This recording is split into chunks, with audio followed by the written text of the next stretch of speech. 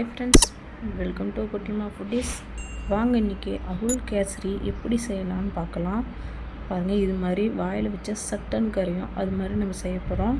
அதுக்கு ஒரு வானல் எடுத்துக்கலாம். 250 கிராம் அளவு நான் அவுல் சேர்த்துருக்கேன். நல்லா வறுபடணும். நல்லா பொன்னிறமாக வர வரைக்கும் வெயிட் பண்ணி இறக்கிக்கலாம். பாருங்கள், பொன்னிறமாக வந்துருச்சு. இப்போ ஒரு பிளேட்டில் இது ஆற விட்டுறலாம்.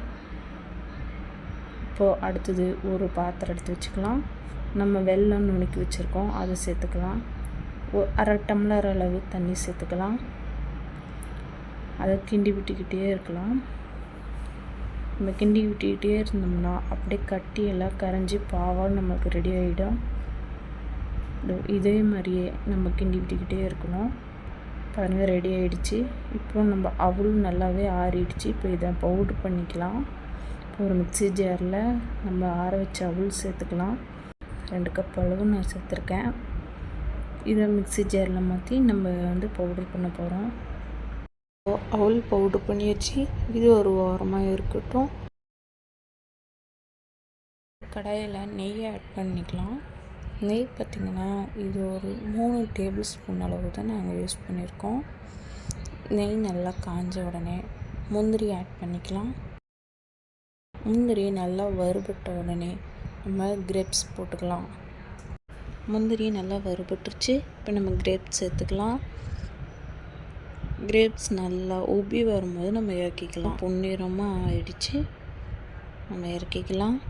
இப்போது இது ஒரு ஓரமாக இருக்கட்டும். இப்போது அதே கடாயில் நெய்யோட நம்ம வறுத்து அரைச்சி வச்சுருந்தோம் இல்லைங்களா அவல் பவுட்ரு, அதையும் இதில் சேர்த்து நல்லா கலந்து விட்டுறலாம். கட்டி இல்லாமல் கலந்து விடணும். இது மாதிரி கட்டி இல்லாமல் நல்லா கலந்து விட்டுருங்க.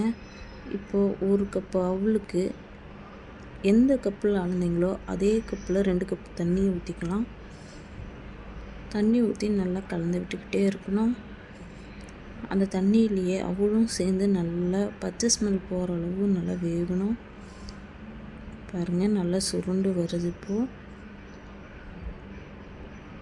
இப்போ நம்ம வெல்லம் பாவு காய்ச்சி வச்சிருந்தோம் இல்லைங்களா, அதை வடிகட்டி நம்ம சேர்த்துக்கலாம். வடிகட்டினா நம்ம அந்த தூசெல்லாம் அதோட சேர்ந்து நின்றோம். சேர்ந்து நல்லா கலந்து விட்டுறலாம். பாருங்கள், இது மாதிரி கலந்து கலர் மாறி வந்துடுச்சு. இப்போது கொஞ்ச நேரம் நெய் சேர்த்துக்கலாம். அப்போ தான் நல்லா திரண்டு வரும். அதனால் உங்களுக்கு தேவைன்னா நெய் கூட சேர்த்துக்கலாம், இல்லை டால்டா கூட சேர்த்துக்கலாம். இது மாதிரி நல்லா கலந்து விட்டுருங்க. அடிப்பிடிக்காமல் பார்த்துக்கோங்க. இது மாதிரி நல்லாவே கலந்து விட்டுக்கிட்டே இருக்கணும். நல்லாவே சுருண்டு வரும்போது நம்ம கொஞ்ச நேரம் சர்க்கரை சேர்த்துக்கலாம். 1 கப் அளவு நாட்டு சர்க்கரை சேர்த்து நல்லா கலந்து விட்டுறலாம். நாட்டு சர்க்கரை சேர்த்து கலந்து விடும்போது நல்லா ஒரு திக்னஸான கலர் கிடைக்கும். நல்லா டேஸ்ட்டாகவும் இருக்கும், எம்மியாகவும் இருக்கும். பாருங்கள், நல்லாவே சர்க்கரை கொட்டும்போது நல்லா பிரிஞ்சு வருது. இப்போது நம்ம நெய் சேர்த்துக்கலாம். நெய்யில் வறுத்து வச்ச முந்திரி திராட்சை சேர்த்துக்கலாம். இப்போ சேர்த்து நல்லா கிளறி விட்டுறலாம். கிட்டத்தட்ட நம்ம கேசரி ரெடி ஆகிடுச்சு. 1/2 ஸ்பூன் அளவு ஏலக்காய் பொடி சேர்த்துக்கலாம். போட்டு நல்லா கலந்து விட்டுறலாம். அவ்வளோதான், நம்ம அவுள் கேசரி ரெடி ஆகிடுச்சு. நீங்களும் வீட்டில் செஞ்சு சாப்பிட்டு பாருங்கள். நல்லா எம்மியாகவே இருக்கும். ஒரு தடவை செஞ்சு சாப்பிட்டு பார்த்திங்கன்னா மறு தடவை நீங்களே செஞ்சு சாப்பிடுவீங்க. அந்தளவு டேஸ்ட்டாகவே இருக்கும். நீங்களும் இது மாதிரி சர்வ் பண்ணி சாப்பிட்டு பாருங்கள். பிடிச்சிருந்தால் லைக் பண்ணுங்கள், ஷேர் பண்ணுங்கள், கமெண்ட் பண்ணுங்கள். முக்கியமாக நம்ம சேனலை சப்ஸ்கிரைப் பண்ணுங்கள். அப்போ தான் நம்ம போடுற வீடியோ உடனுக்குடன் உங்களுக்கு நோட்டிஃபிகேஷனில் சேரும். மறு வீடியோவில் சந்திக்கலாம். Thanks to all.